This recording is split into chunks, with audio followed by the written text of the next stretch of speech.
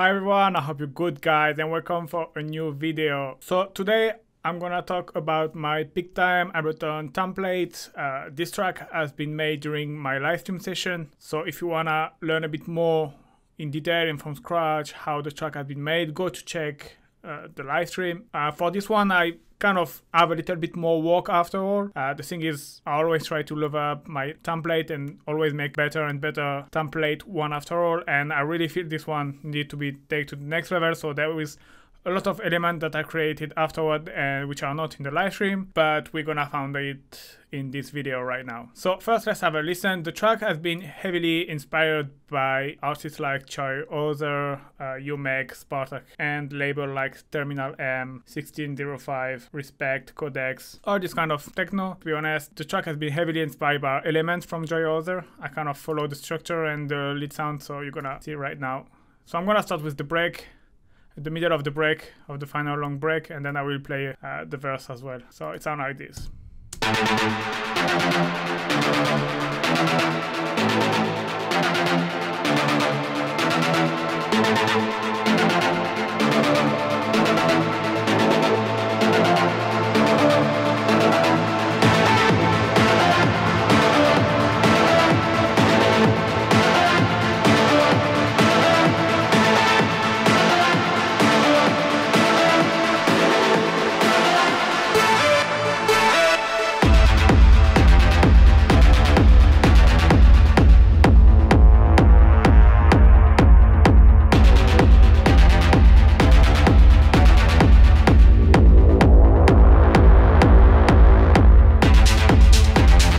And then we have the verse, which will sound more like this.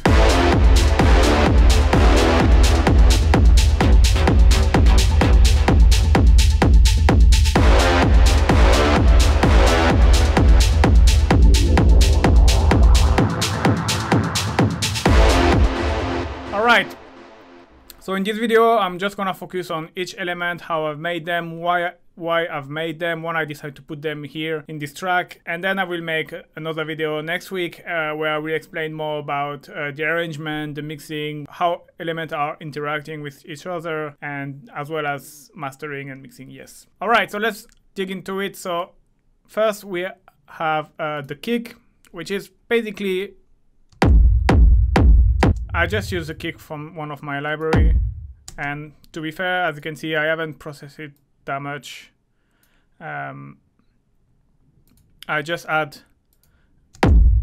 rumble. So for the rumble, as usually I use my kick verb rack, and I use the rumble chain, which is basically usual rumble reverb with a distortion. I have sidechain compression and an EQ to filter everything, and I bring everything back in mono. One tip I can give you is usually sometimes playing with the pre-delay can affect your rumble and the way it feels in your track. So here is 2016, but if I bring, by default it's there. And one thing I can recommend you is you can basically kind of trying to synchronize your pre-delay with the BPM, and there is something called pre-delay and reverb calculator, which is basically telling you which, for example, the decay time of your reverb to put the pre-delay depending on your BPM. So you can just Google it, Google that pre-delay and reverb time calculator, and you can you enter your BPM and they will give you like some value, and just try to follow this value. So for this track was something like this, but obviously always trust your ears and see what's worked the best. But it can be nice to have a kind of guidance sometimes. So yeah, the kick is pretty heavy, just a little bit of rumble. And there's my kick punch track, which is just like, you see it's like kind of parallel processing, and I have my dry signal here, and on the other chain I have, it's amp, EQ, and reverb. So it's just adding a little bit of top end to your kick.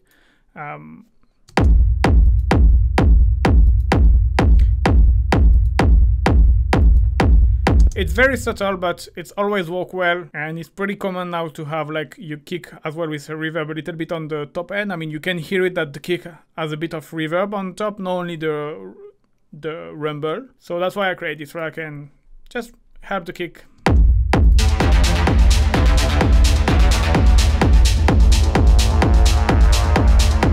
It's just gentle, but it does the job. Then limiter is just to avoid things go crazy. So yeah, that is for the kick. And so for the groove as well, on this one I decided to add a bit of tom. So I use a 909 tom. You can see it's a pretty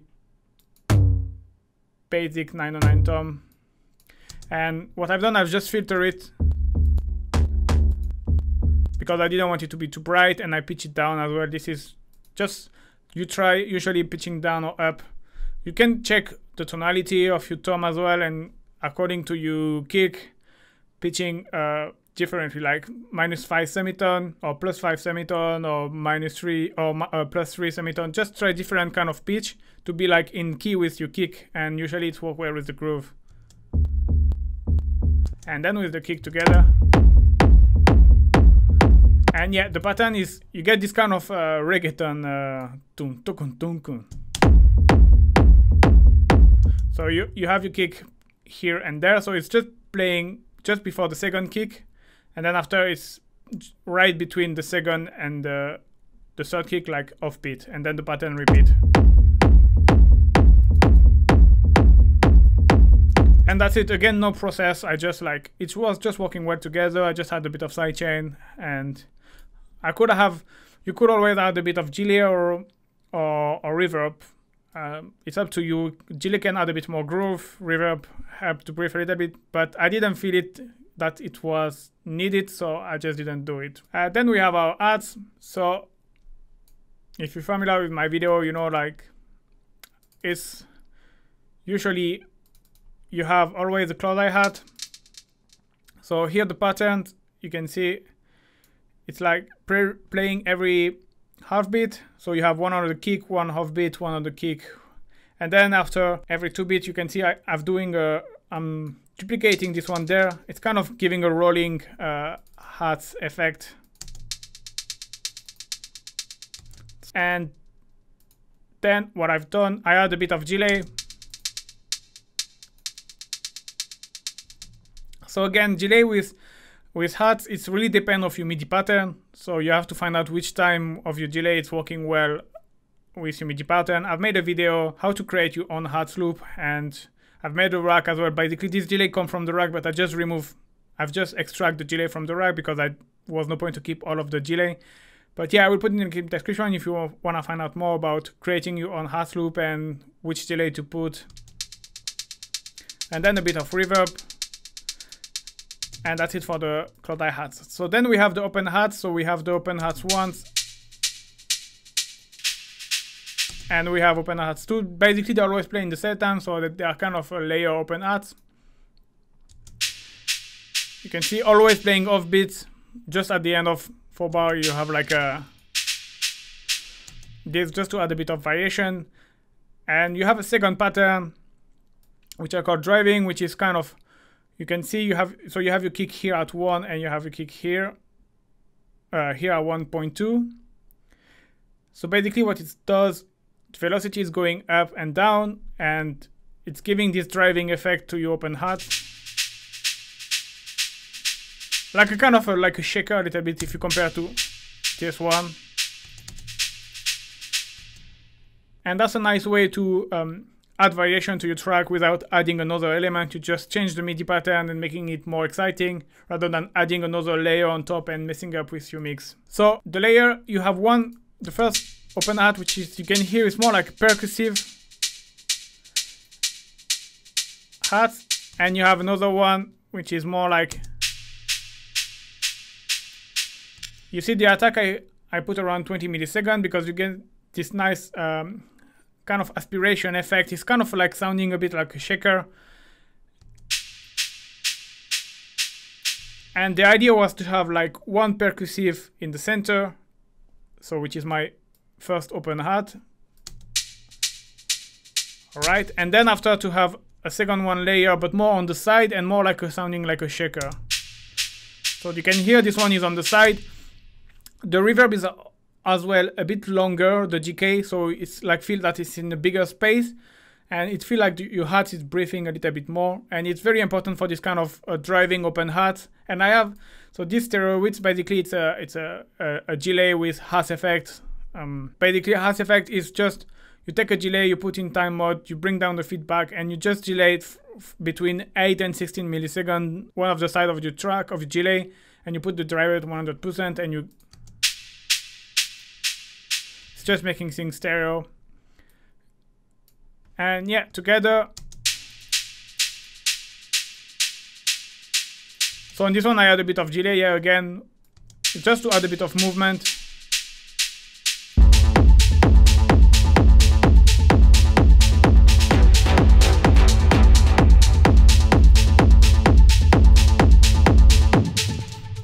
You can hear how complementary they are. That's it for the open hats, and then I have a ride.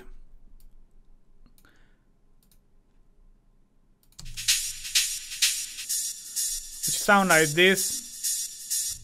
So here again the MIDI pattern, it's kind of similar to the open hat with the driving effect. You see you have this velocity going, let me actually delay this like this, you will see better. Going up.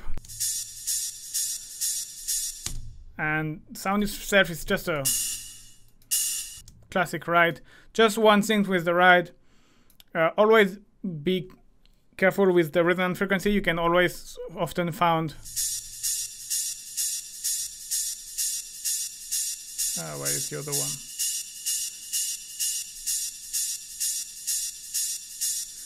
Be gentle, don't remove them, because just remove one or two if there is. But the thing is, often the risk is you want to remove all of them, and on the end you lose the tone of your ride, and your ride is sounding different. Then a bit of reverb.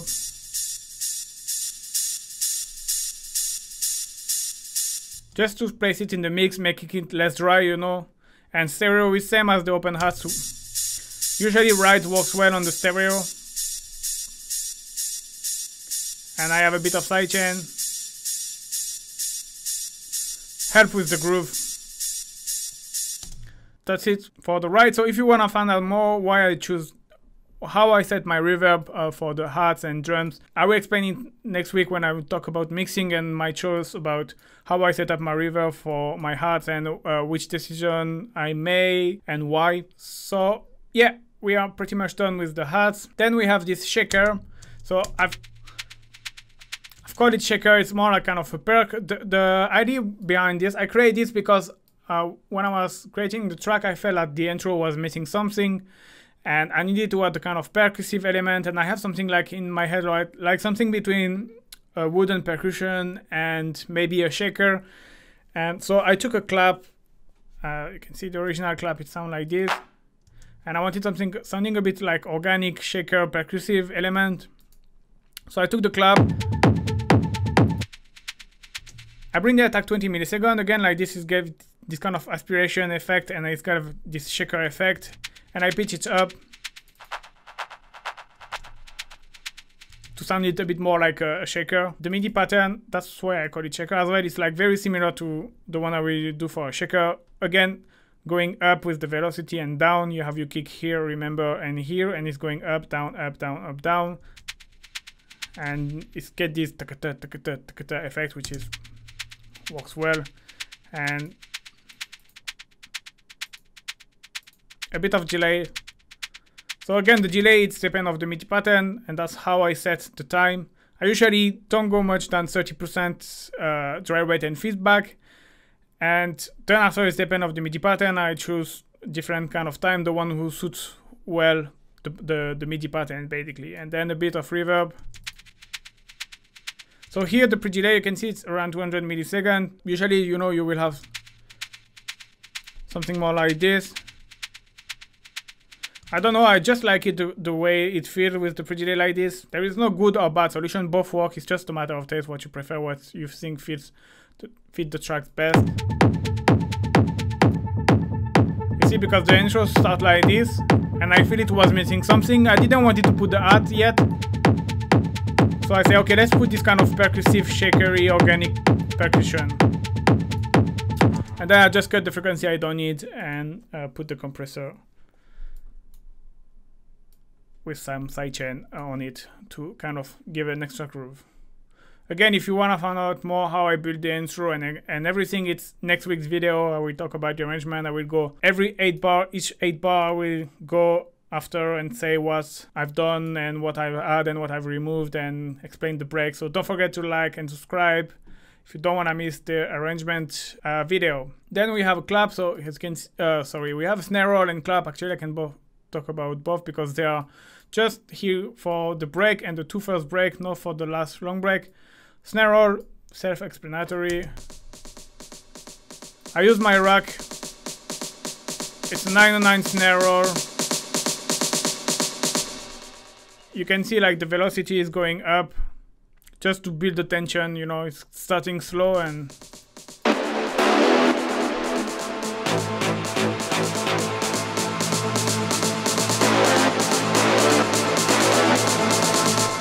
the MIDI pattern is just something I played live during the live stream and it was working, so I left it like this. And as you can see, there is no other process. I just use the rack, it works, you know, that's why I've created that. Is put it, play it. I could have maybe EQ a little bit, but again, I didn't feel it, so I leave it like this. And then you have a clap, which is this percussion. This, the only purpose is just before the drop. As you can see, you have the drop coming up and it's stopping right 1 bar before the drop, the build up. And so you have kind of blank here, and putting this percussion right before help with the tension. I'm gonna just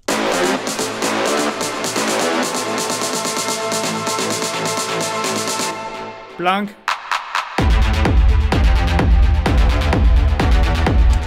And yeah, it's just a basic clap. I just process it a little bit, saturator and reverb, just to make it a bit louder and add a bit of reverb, obviously, to don't make it too dry.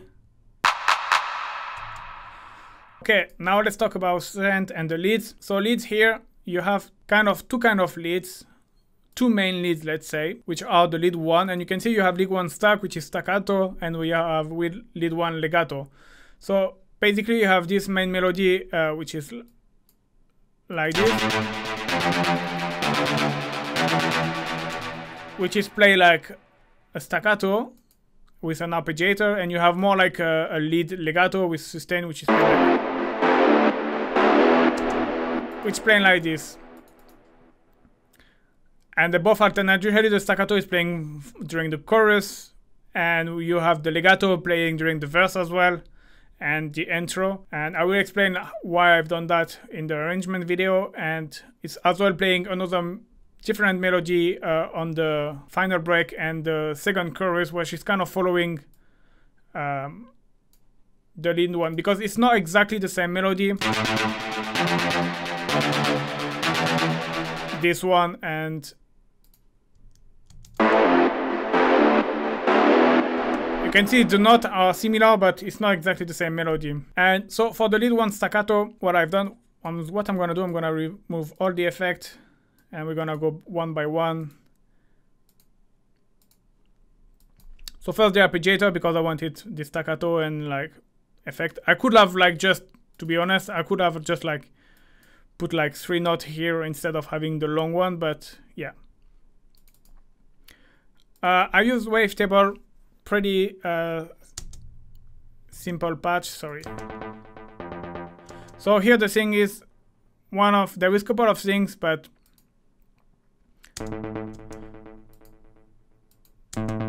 so I choose on the basic on wavetable you have Sopus with bass, and I just add some modern fold modulation, which is kind of giving this hollow effect rather than sound a bit more hollow. And unison is very important as well.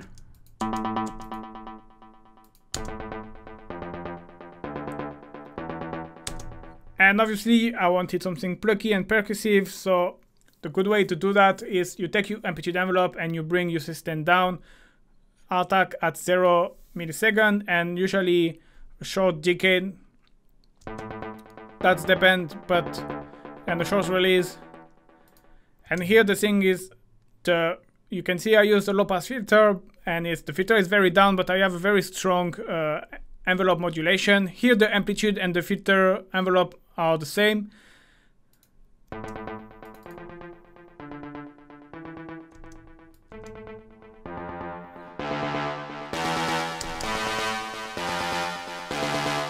So you see when I bring the envelope, it makes the sound sharper and pluckier, and it just works well. And then second main thing of the sound is the buff saturation. So usually I like when I use Unison, usually Unison get this buzzy kind of effect because of the detune effect, and I like to use Amp because Amp as well really emphasizes this effect. And so you're gonna hear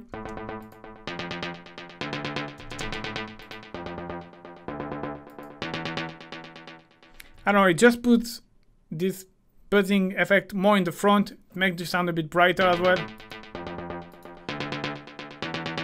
And saturator here is always very important. They are both very complementary, and this one is usually the default saturator is like this, so it's, but I put in hard curve mode when I really need something aggressive. You can see already how, and then bring the drive until you are happy. And but you see, if I remove one or the other, it's kind of different. Alright, so here we are pretty close of our original lead, and another thing which works well with Unison is chorus effect. So here you can play with the amount and the rate if you want a more pronounced effect. But yeah, with chorus it's always being gentle and don't overdo it, just like when you start to hear the effect. It adds a bit of character to your sound, it adds a bit of stereo. And yeah, just EQ around. So here usually for this kind of synth, what I like to do is just going around the fundamental and like kind of cut between around the fundamental, but not too much with too much strong low cut. So I will go like this, and I will stop because I don't really need this low frequency, but I want to still keep some of them because they are kind of the characteristic of the sound. You know, if you remove too much, your synth loses his body and loses his power. So yeah, always finding the right. You can see here you have one here and one here, and I always try to be in the middle, you know, to still have a little bit of the lower one, but not too much. And yeah, I just boost to really pop up the synth in the mix. That's the main reason. Utility is just some stereo widths. It's already super wide because of the Unison and the chorus, and this is just enhance even more.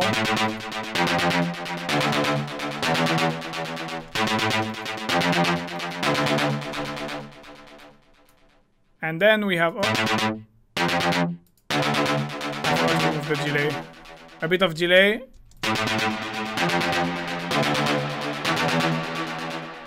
And the reverb with quite a long decay. But yeah, it just works. Well, it can be fine a long decay because you don't have much other element playing in the same time, so it doesn't mess up too much. And yeah, yeah, one thing, because actually I forgot to say, here basically is exactly the same patch. And I've just duplicated the chain and I bring this one octave upper. So you might wondering why I didn't use the second oscillator. As you can see, I've tried, but it was just not sounding the same. So I have to duplicate the wavetable, put it an octave upper, and I just bring down. It's just adding.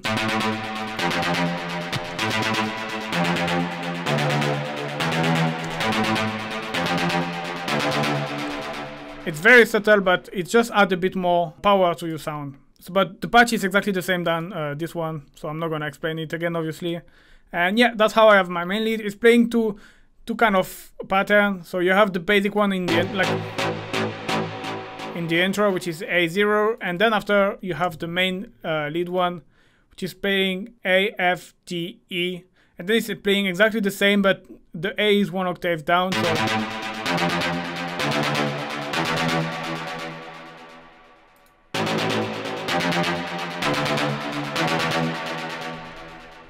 So basically you have A, which is the root, you have F, or let me put like this, which is the minor 6th. You have D, which is which is the 4th, and you have E, which is the 5th. Basically, to understand better, this one, which is A, which is your root, should be there.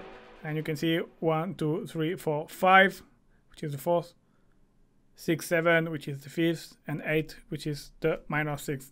And then the second pattern, I just bring it down. And yeah, that is pretty simple melody. And then after, just in the break here, it's put all together, like to kind of have this stressful effect during the break. All right, now, as I said, there is two kind of main lead. You have the staccato one, but you have as well the legato one, which is pretty similar melody, and which is kind of add variety, and which is kind of breaking the monotony of the lead one staccato.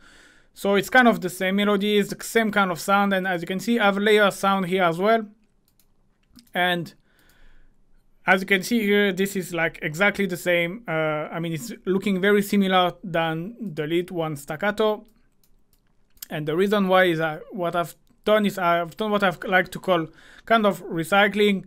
And it's basically when you have something that you like, which is like have a strong identity of your track, I like to kind of duplicate it and trying to modify it to have something complementary and which is gonna fit for sure well your track. And that's what I've done. And obviously I've made some modification and I've kind of transformed it, taking this one which was staccato, so like a very short, you can see on the envelope, very short and plucky sound, and I've transformed it in something legato, which is like to play like more like a sustained note. And yeah, so that's what I've done. You can see the envelope, I add a bit more attack and I bring the system up. I bring it in mono, add some glide, because here the MIDI pattern, you will see like the notes are overlapping each other, and this way you get this nice glide effect between the notes.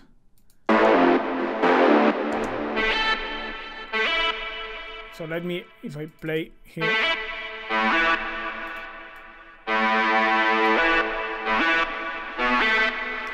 And you get this nice pitch effect, and that is because of the glide around 30 milliseconds. And you can see the melody, it's exactly the same note. So you have A, F, G, and E, but they are playing obviously a kind of different melody. So because with the glide, you always have like to have two notes overlapping each other to get this pitch modulation. So you have here for the first pattern, you have A, F, F, G, D, E. So you can see it's like jumping from one to another, A, F, F, G, D, E. And then for the second one, it's again F, G, and E, but with this time always the A, the root note, playing.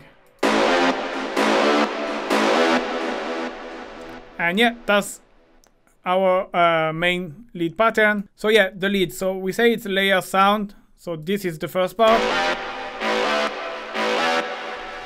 that we took from our original synth. The effects processing, you can see it's exactly the same as Amp Saturator. I just, like I say that I duplicate the track, I literally duplicate the track. I just add this fat synth to make it sound.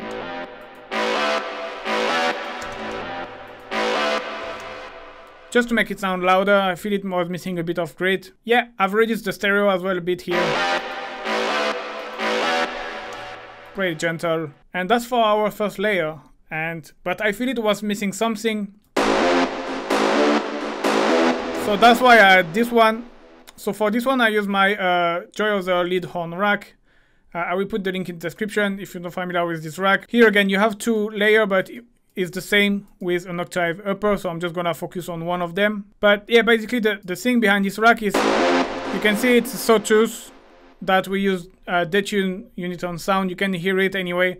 And what we've done different from the original rack, I reduced the release to have something very sharp, because usually the release was something like this. And by bringing the release at 0, you have this really sharp lead. And I probably really reduced a little bit the filter modulation by the envelope. And yeah, here again, one of the things is like to have use wavetable in mono with a bit of glide to get this pitch modulation between the note. The MIDI pattern is exactly the same than the one upper, than the first layer, obviously. And yeah. And then after the rest of the effect, I'm gonna explain it quickly. Phaser, same as chorus, you know. all these effects like chorus, phaser, flanger, which is kind of like a phasing effect, which is phased either by the time or by the pitch. These usually always work well with unison. It adds a bit of character, sometimes stereo. So yeah, a bit of phaser to add a bit of character, overdrive. Add a bit of grid. Here I put it in mono because it was super stereo, and I didn't want it something stereo. I wanted something more mono. Obviously, you have the delayed reverb, which adds stereo later, but you can hear how it reduces the stereo. And after saturation, to make things louder, a bit of delay and reverb.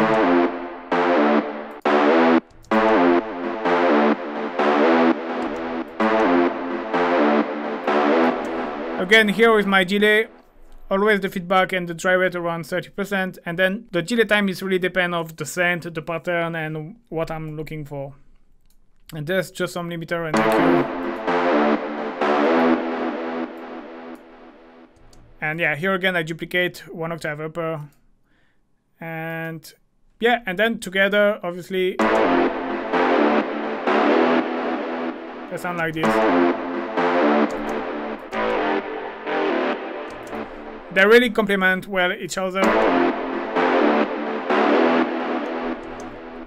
And yeah, that's our lead legato. So you can see the lead one staccato is playing more for the chorus. It's more like the chorus, and the lead one legato, it's more like the verse one. Obviously, it's as well playing a little bit in the intro, and it's playing as well later on. It's following, basically it's following during the break and during the second chorus.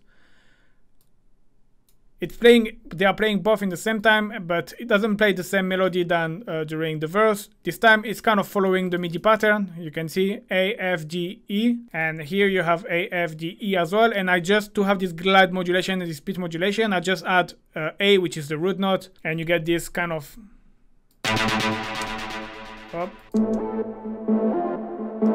And it's playing at a higher pitch as well.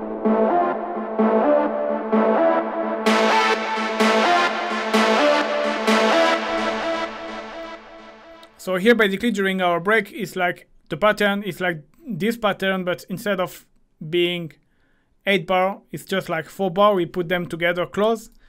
We remove like this blank in the middle, and so just to accentuate the stress. And then you can see this is playing as well in this part of the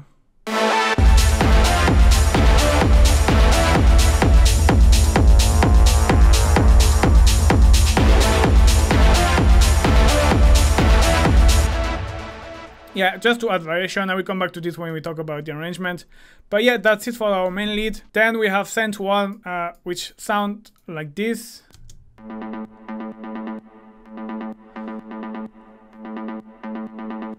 So you can hear it sounding already a little bit like this.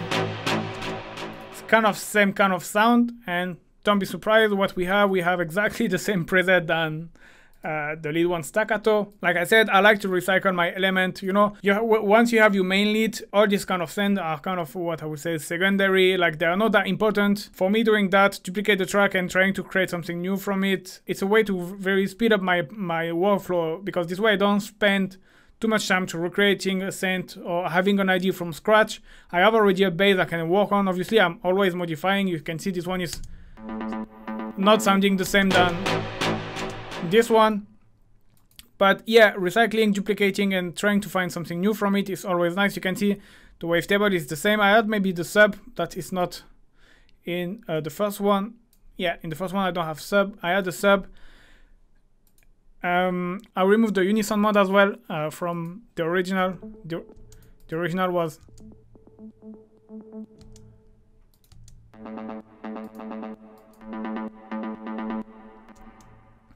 otherwise, everything is the same. I removed the amp, so you don't have this buzzy effect accentuated. I cut it a little bit, and one thing as well which is important, it's not playing here. You can see it's playing around A1, rather than here it's playing around A0. This is important as well. You want to play on different octave or different frequency range, because the thing is, if you play exactly on the same frequency range or on the same octave, it will probably overlap each other and will kind of get everything messy.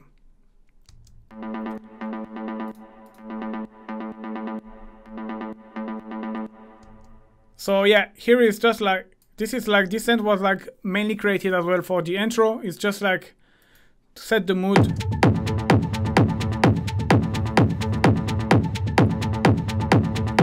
Doing that is a great way as well to kind of make the listener familiar with the sound of your main lead, alright? Because when you start to listen this, then when he's gonna hear your main lead, it's not gonna be like, oh, what the fuck is this sound? It's completely different, you know? It's gonna be, oh, I kind of already hear it, this kind of sound in the track, and so it sounds less weird, let's say. But there are still different sounds, so that's one of the reasons for this synth.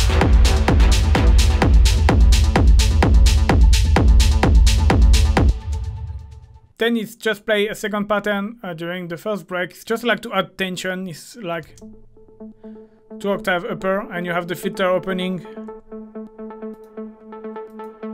That's something I'll play live. You can see like it's not really quantized. It's just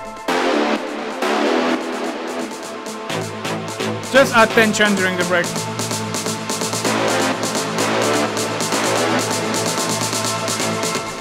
It's very subtle, but yeah. Alright, let's move into the ARP. So the ARP here is really like to, I like to say like the backbone of the track. Is the kind of sound that you can see it's playing almost during all the track. It's not the main lead, it's not that important, but it's here to really support all the rest. It's like really to tie together everything, all the element, really to give glue and cohesion to the feeling of your track. And it's what sets at the beginning. It's playing straight away from the beginning, so it's kind of setting as well the mood of the track. To let know the listener what to expect, what kind of track to expect, if we can say so. And let's talk about the sound design itself. As you can see, it's a pretty basic kind of sound. There is a few tricks as well. So first you have arpeggiator, and you have 2 A note playing, so which is the root at 2 octaves different, and so it's a sawtooth, a bit of sub, and then you have on the second oscillator a square, but he's playing a 1 octave down.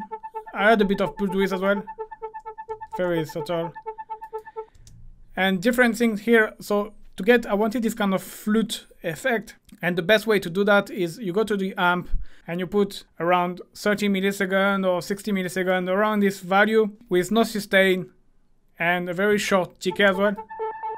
Otherwise you get something very messy. You want something very sharp. And here again you use the amplitude envelope to as well modulate the filter, so which is kind of accentuate the effect even more. So low pass filter modulated by the amplitude envelope with attack around 30 milliseconds, short decay. Then you have a unison here again. Add a bit of character, and one thing as well I've done, I add a bit of LFO, so that's something I like to do, a very fast LFO, and you can see the amount is just 10%, at very subtle on, so to modulate the oscillator position, but mainly the pitch as well.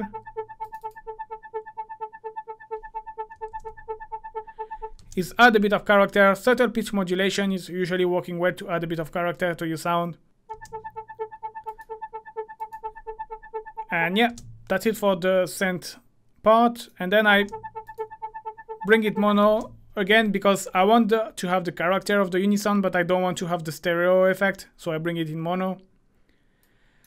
And then saturator, make things louder, delay. Again, delay, the delay time, it's always depending of your MIDI pattern. So here I found this working well. Again, you see feedback and dry wet around 30%. A bit of reverb and a bit of slight compression, and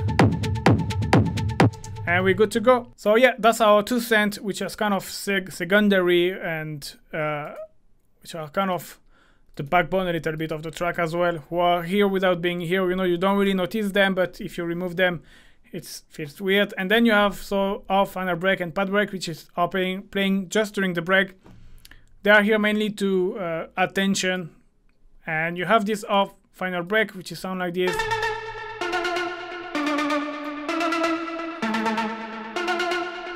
Which is following the chorus melody. from lead one staccato. This I use our super solid rack. I've done few changements. Obviously, first I had an arpeggiator to get the similar pattern than the lead one staccato, and I had a bit of sub.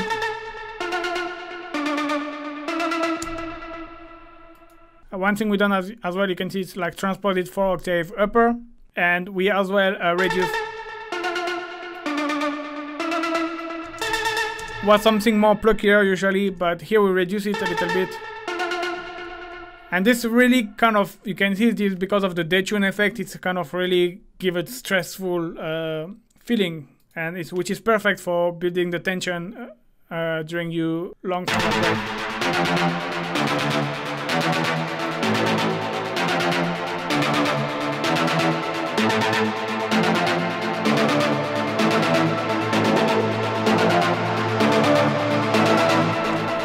And yeah, so if you want to find out more about this rack and this sound, I will put it in the description. I'm not going to explain everything, but yeah, in a nutshell, it's super saw. You know, you have 2 detune sawtooth, one octave down, and with the unison, it's kind of this super saw effect. I made already this kind of.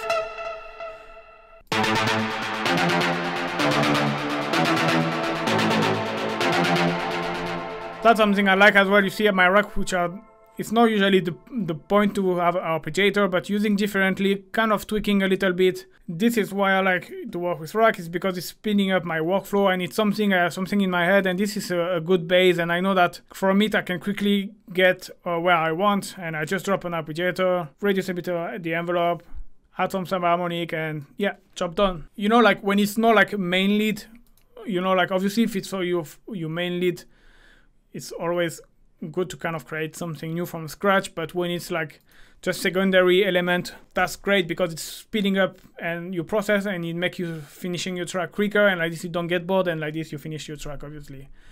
And same goes with the pad break. I use one of my presets from my operator Techno Bank. The note, basically, as you can see, it's like this. So it's basically a A minor, just the third. It's 1 octave upper. So you can see you have 1, 2, 3. So you have the third, and then you have the fifth, but the third is 1 octave upper. And so the thing is with this patch, so first you have a chord, which is basically, which means that if we play 2 octave, like the chord I play, if we play it as well 2 octave lower, obviously you need to be careful with your voices to don't have like, to have enough voices to allow the operator to play like this way. The sound itself, you have a mix of square waveform and sawtooth, and as you can see here, these two are playing 1 octave upper than the first one. The operator is in parallel mode, which means that you hear all oscillator, they are not modulating each other. And as well, you can see there is a slight detune as well with these two. So instead of having something like this, you get this detune effect. Again, I know there is a lot of detune effect, but it's something very common and very used, especially lately, especially with all the coming back of this trance sound and all this super saw sound effect, buzzy stuff. It's all the time omnipresent, so that's why. And yeah, just a bit of attack to don't make it too sharp, and sustain up because obviously it's a pad sound, a bit more released than usual as well because it's a pad. Then the low pass filter, Prodigy style, Moog. And you can hear here you have very slight pitch modulation, but it's very gentle. Again, slight pitch modulation, add a bit of character, kind of making your synth patch stand out from another basic patch boring. And yeah, then saturator, same, add a bit of loudness, chorus. So here is a very important thing. You can see the chorus here. You get this left-right modulation, like your sound is going left-right.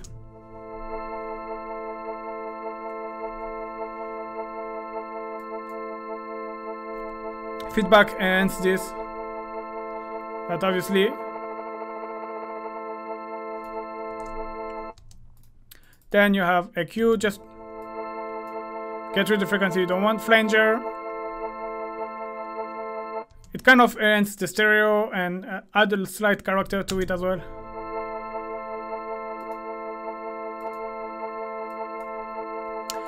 And then some delay. Reverb, obviously it's very important. Usually for the pad I always put my dry rate around 50% and the decay time is usually more than 10 seconds. This way it's like kind of straight away putting your pad in the background.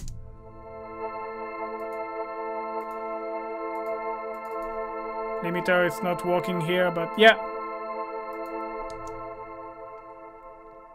Nothing complicated, but it does the job, and it's here like to bring tension or to calm down the things. Here you can see there is some modulation. It starts low and it grows up as far as the build-up start. And for the long break, you can see it's like you can hear it at the beginning, but then it goes down.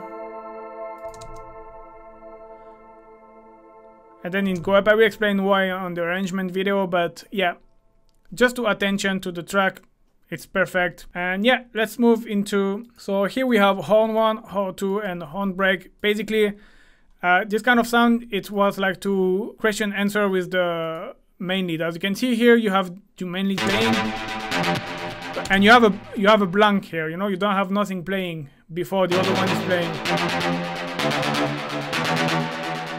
And as you can see here with the MIDI, the horn 1 is playing, it's filling the first blank, and the horn 2 is filling the second blank. So basically together you have,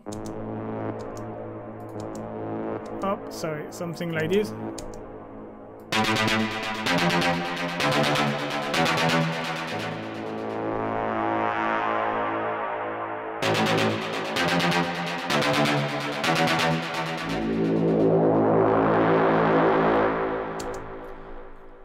All right. And then as well we have a third one, which I use more like in the verse with the legato sound and during the intro. I've created this third one, the on break, after all, because I didn't want it to play these two the whole track all the time because you get tired of it. So that's why I created a third one to kind of break the monotony. So there are horn sound. So to make horn sound, I've used for the first one my rack. To create this kind of horn sound, the thing is usually to use a saw waveform. And here we use the quad saw from a wavetable. And usually when you have a filter opening with, again, an attack around 60 milliseconds or even 120, and when you dip that into a lot of reverb, it's usually the key for this kind of sound. Again, I'm not going to explain every effect of the synth, but you can see if I...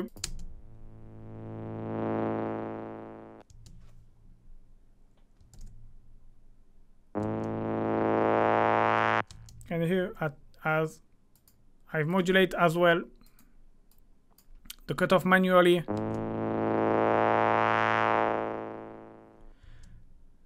And yeah, it sounds like a basic sound, but then when I add a bit of reverb. So yeah, sawtooth with a low pass filter, which is gonna open slowly, and it's kind of giving the own effect.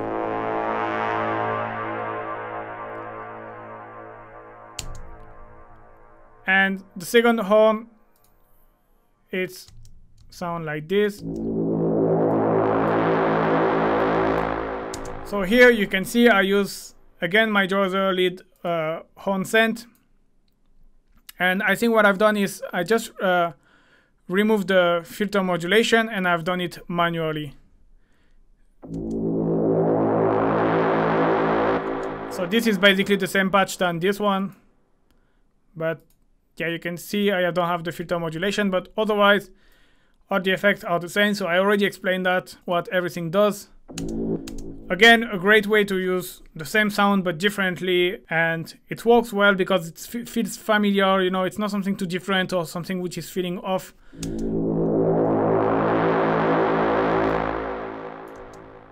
And it just works well. And so for the third horn break,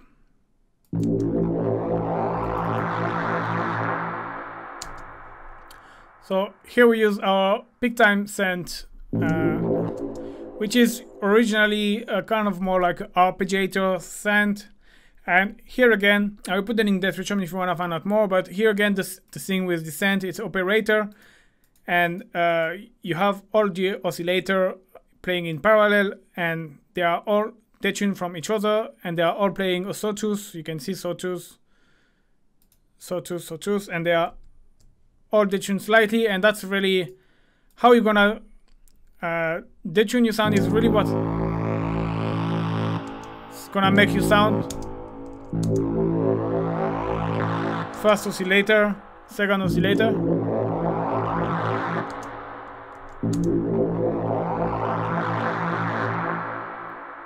And yeah, I've applied from the original, I have applied as well a different filter modulation. The attack, you can see there is a long attack, so this way you got this slow movement effect. And yeah, that's again why I like to make rack, is because you can see this was like the original. If I make you listen to the original, it sounds kind of not completely different, but it has a different purpose. But I like to appropriate it myself differently for a track. And you can see here you have an arpeggiator, and it sounds, even if so I bring down the filter and I open slowly to have this kind of weird horny kind of sound. And I've got my sound, and again it's here important. The reverb is very important. And yeah, how I've made this one. You can see chorus. There is not that much effect anyway. You can see it's just chorus. Again, unison, super saw sound. Chorus work well with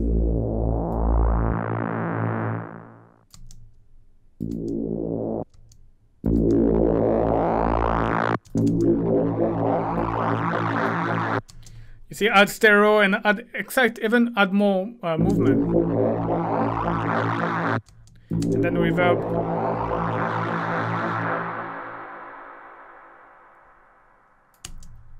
And you have your sound. So yeah, this one, as I said, I created to kind of add a bit of variation. And this one is playing when the lead legato is playing.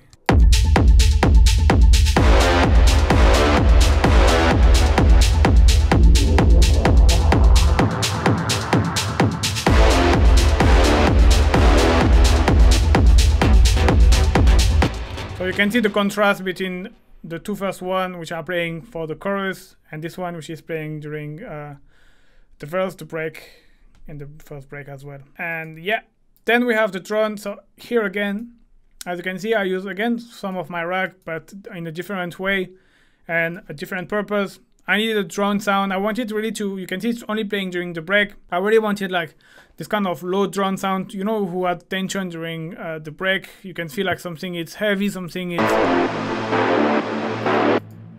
it's very subtle, huh?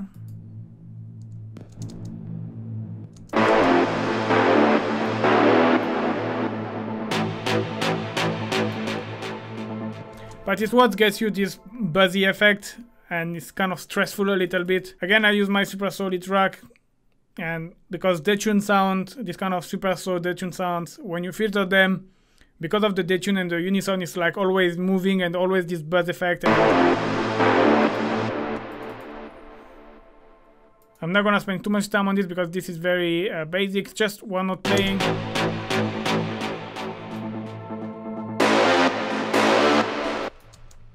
And same goes with this one. Drone 2, you can see I use my Peak Time Techno, so the one I've just explained is exactly the same preset. I've removed the chorus, and yeah, the thing is like it's super filtered, so it's just like low frequency. And again, you can see here the automation is like really like I bring up, when I open the filter, I bring up the tension. When I bring down, I kind of release the tension, and you can see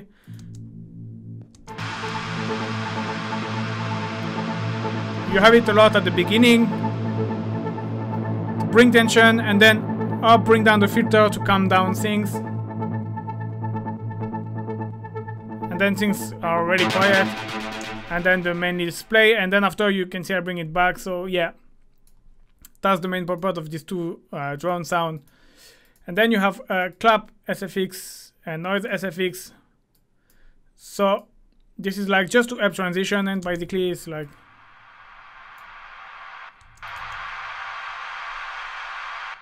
this kind of effect. So this I've made it. I always make usually my own SFX for the track, and I use the drums basically to create the SFX, and it's pretty simple. I've made the rack especially for that, but I will explain you quickly how I made this effect.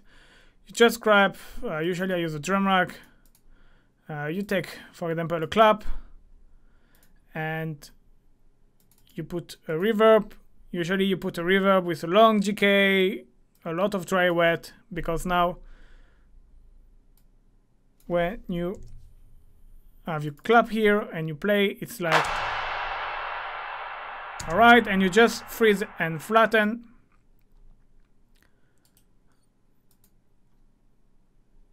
And here we go, you have your first one. And if you, so usually what I like to do is, because usually you don't really want the attack of the sound, so I will usually like kind of zoom and kind of cut the attack, maybe a little bit, and just think about bringing it. Yeah, like this sounds good. And yeah, you can go like this, duplicate, Control G, and then you can reverse press and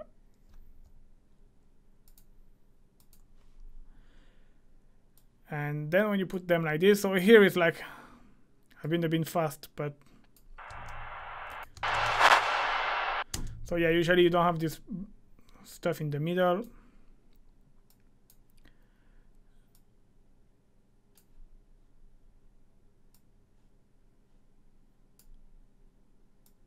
Up, usually you get something like this, and you have your SFX. And I've done it for the clap, but I do the noise one was made from the hats, and then you got your SFX. All right, and then you have Mixdown here. So usually I like to put, this is all SFX which are like related to the arrangement, like for example master FX or low cut here. This is like, I will talk about it more during the arrangement, but this is like to help the build up. You see, it's like kind of a